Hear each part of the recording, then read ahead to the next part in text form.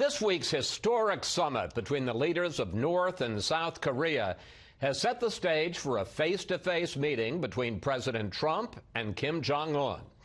It will be the first time the leaders of the U.S. and North Korea have ever met, and central to the agenda trying to get Kim to abandon his nuclear weapons program. Joining us now, John Bolton, in his first Sunday Show interview as the president's national security advisor. Ambassador, welcome back to Fox News Sunday. Glad to be here. Let's start with the Trump-Kim summit. Is it going to happen? When and where? Well, I think it is going to happen. The dates and the places are still under discussion. I think the president is eager to do it as soon as possible, but we still need to work out the precise parameters. Well, you say eager to do it as soon as possible. Is the U.S. side ready to sit down and talk? We will be when we do sit down. I think it's something that the president has thought a good deal about already, and I think people around the world have already given him credit for establishing the preconditions for this to happen in the first place. President Moon of South Korea, for example, has been very clear that but for the pressure, the economic pressure, the politico-military pressure that President Trump has put on North Korea, we would not be where we are today. Given how apparently well the meeting between Kim and the South Korean president went on Friday, what could stop a Trump-Kim summit from happening?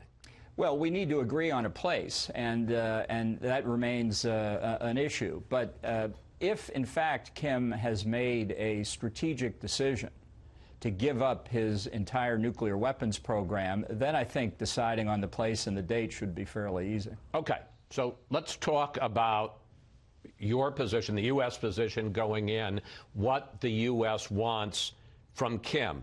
Will President Trump insist that Kim give up, ship out all of his nuclear weapons, all of his nuclear fuel, all of his ballistic missiles before the U.S. makes any concessions? Yeah, I think that's what denuclearization means. And we have very much in mind the Libya model from 2003, 2004. There are obviously differences. The Libyan program was much smaller. But that was basically the agreement that we made. And so we'll want to test North Korea in this first meeting for evidence that they have made that strategic decision. And we have history to give us some assistance on it. In 1992, the joint North-South denuclearization agreement had North Korea pledging to give up any aspect of nuclear weapons and to give up uranium enrichment and plutonium reprocessing. Now, we've got other things to talk about as well: ballistic missiles, chemical and biological weapons, the American hostages, the Japanese abductees. But starting on the nuclear side with what North Korea agreed to more than a quarter of a century ago is a pretty good place to start. But just to pin this down, North Korea has to give up basically its whole program before the U.S. begins to relieve economic sanctions. Yeah, I think that the maximum pressure campaign that the Trump administration has put on North Korea has, along with the politico-military pressure, has brought us to this point. I mentioned President Moon before. Just this past week, President Macron of France, Chancellor Merkel of Germany, Prime Minister Abe of Japan. The week before that, this morning, Prime Minister Malcolm Turnbull of Australia have all acknowledged we are at this point because of American pressure. Relieving that pressure isn't going to make negotiation easier. It could make it harder. What kind of time frame for North Korea to give up its weapons? How quickly would they have to do it? And is there any possibility that the U.S. would accept North Korea as a nuclear power and allow them to keep some of their infrastructure? I don't see how that's possible. And again, the North Koreans have already agreed to this. They agreed to it in 1992 with South Korea, and they've pledged similar things since then. Now, it's also the case that they've lied about it and broken their commitments, which is one reason there's nobody in the Trump administration starry-eyed about what may happen here. But by demonstrating they've made a strategic decision to give up nuclear weapons, it would be possible to move quickly, as, again, the Libya case demonstrates. Well, when you say quickly, we're talking by the end of the year? Well, it's a matter first of finding out just how much there is to dismantle. I mean, it's not possible to go to this meeting with a set of screwdrivers and think we're going to take it apart beginning the day after the meeting. And therefore, the full, complete, total disclosure of everything related to their nuclear weapons program with full international verification, and I think following Libya, verification by American and other inspectors could be very important here. Now, the joint statement from the two Koreas on Friday called for, and I want to put it up on the screen, a nuclear-free Korean peninsula. And some people have suggested that means, yep, the North Koreans are going to give up everything they've got, but in return, the U.S. would agree that we are not going to allow any nuclear-armed airplanes or nuclear-armed ships on the Korean peninsula. Is that acceptable? Well, we certainly haven't made that commitment. And again, I'm looking at the Panmunjom Declaration, as they call it, in the context of a series of earlier North-South Korean agreements. And again, looking at the 1992 Joint Declaration, when they said nuclear-free, they meant with respect to the two Koreas. So you don't view this as involving any kind of commitment from the U.S.? I don't think it binds the United States, no. After the summit on Friday, President Trump tweeted this: "Korean war to end. The United States and all of its great people should be very proud of what is now taking place in Korea." I don't have to remind you, Mr. Ambassador, that up to this point, Kim has said some stuff, but he has given up precisely nothing. Any concern that President Trump is getting carried away? Not at all. As I said, there's nobody starry-eyed around here, and we've all been called a number of things. Naive is not usually one of them. I think the president sees the potential here for a historic agreement, a breakthrough that nobody could have imagined even a few months ago. That potential is there. But as he says repeatedly, the potential for no deal at all is also there. And we're not going to know until we actually have the meeting and see what Kim Jong-un is prepared to do. It's certainly the case that mere words aren't going to sway anybody. Now, it's certainly the case that you have never had any illusions about the Kim regime. I suspect you expected me to do what I'm about to do. Here are some of your greatest hits. I think the only diplomatic option left is to end the regime in North Korea by effectively having the South take it over. Here's an all-purpose insult that you can use. I'll apply it to the North Koreans. Question: how do you know when the North Korean regime is lying? Answer: when their lips are moving. Now, I got to tell folks that while we were playing those, Ambassador Bolton had a smile on your face. Who should we believe, that John Bolton or this one? Well, you know, I'll give you the same answer I gave to Martha McCallum the day the president tweeted my nomination, when I didn't even know I had been relieved of my duties at Fox News. You know, I've said and written a lot of things over the years. I stand by every one of them.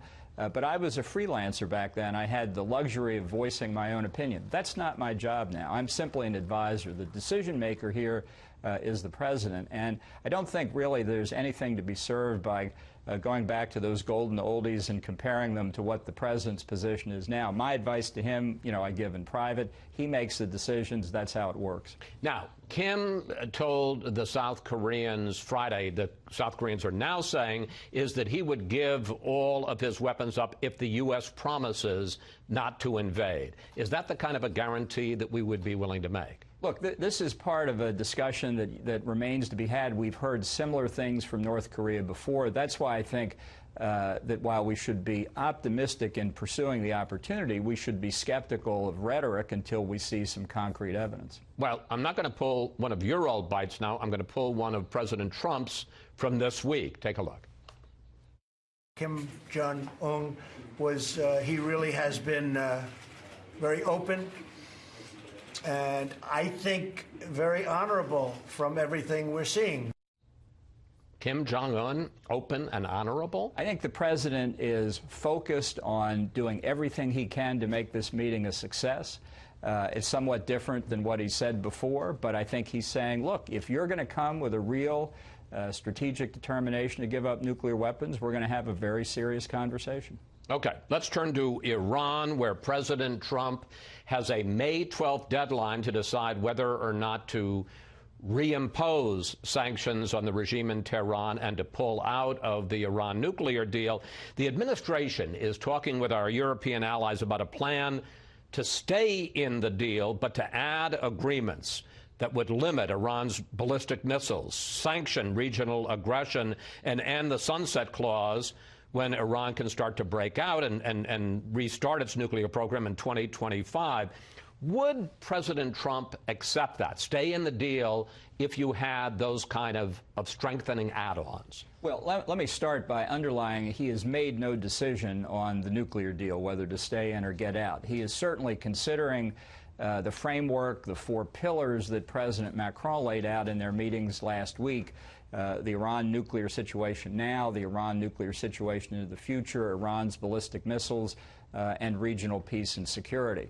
And that, I think, is something that's of interest to the president and worth pursuing.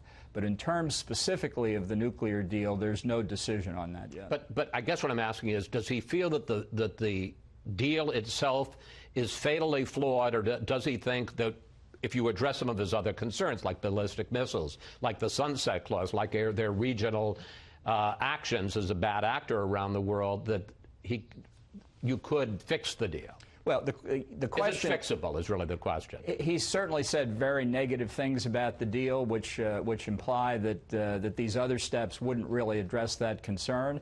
But look, it's possible in the discussions with our European allies that we'll be able to see some possibility there. He'll make the decision when it's appropriate to make the decision, and that'll be up until May 12th. Finally, and we have been colleagues and always gotten along, but you know, I don't have to tell you, you're a controversial figure here in Washington, and I want to talk briefly about that. Former Secretary of State Powell's chief of staff said of you publicly, he's an absolutely brutal manager, treats people like dirt. Since you came in 3 weeks ago, at least 4 top officials in the National Security Council have either been pushed out or left. How do you plead to the charge doesn't play well with others? And in your new role, as you say, you're not a free actor now, you're a member of staff. Are you changing your ways, either softening your views or softening the way you conduct business? Well, it's also possible that the news media have that wrong, and that people who have disagreed with me in the past have a certain view of my conduct that I don't agree with. I'll let others speak to it. I have my views. I express my views. I try and manage fairly. I have made some changes in the staff of the National Security Council. I think that's perfectly appropriate. Change and continuity are 2 key elements in any organization, and we'll try going forward to get the right people there. But I think much of this mischaracterization was addressed back in my confirmation process for UN ambassador in 2005. I invite all of those interested to read the report of the Senate Foreign Relations Committee. Do you think you get a bad rap? I think that's almost inherent in Washington today. We've seen, even last night at the White House Correspondents' Dinner, which I was happy not to attend, just reprehensible behavior by somebody addressing the gathering. And sadly, it's par for the course in Washington today. I have to say I'm glad I didn't attend either. Ambassador Bolton, thank you. Thanks for sharing your time with us. Please come back, sir. Will do.